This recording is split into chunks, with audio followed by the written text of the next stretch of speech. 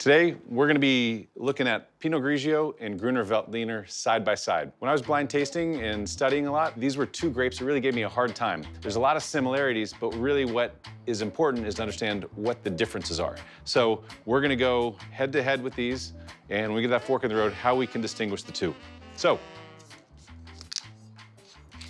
got the Gruner.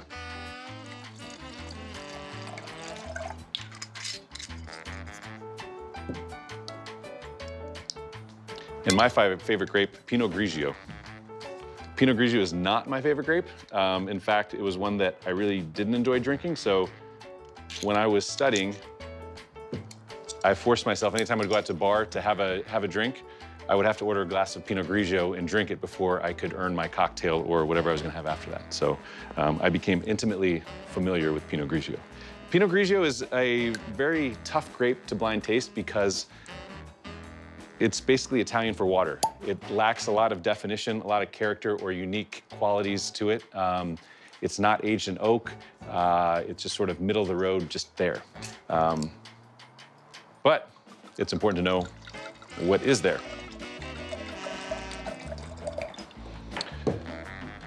So the reason I oftentimes confuse these is they're both unoaked varieties. They both have some lees contact in them. Structurally, they're somewhat similar.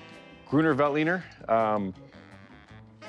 is much more elevated and aromatic on the nose. So that's one thing that's very easy to kind of put it in that camp. It's a little snappier, more vegetal, brighter, grassy, almost like Sauvignon Blanc-ish, but with a little more weight and roundness to it.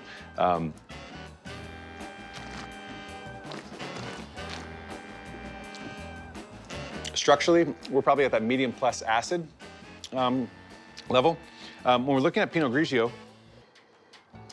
there's definitely not as much aromatic coming through on the nose. But there is a little bit of that leesiness, which is something that I have a hard time with distinguishing sometimes when you're looking at Albarino, you're looking at Chenin Blanc, Gruner Veltliner, Chablis even sometimes.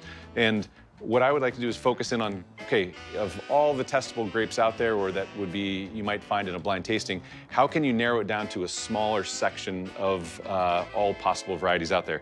Lees contact wines were one that was very easy for me to hone in on, but then it's saying, what are the actual nuances between those? The leesy characteristic gives it a little weight, a little richness, almost kind of like a fuzzy characteristic. But while the Gruner Veltliner had the heightened, brighter, fresher vegetable characteristics, the Pinot Grigio to me is a little more muted. It's more of the stale peanuts, beer characteristics coming through on the nose. This is like 8 on the aromatic scale. This is like a 4, I would say, in terms of distinguishing between those two.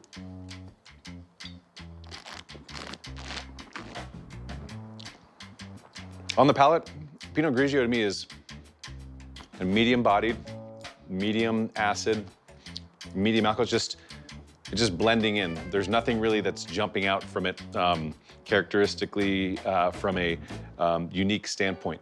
But on the palate, though, they can oftentimes be confused.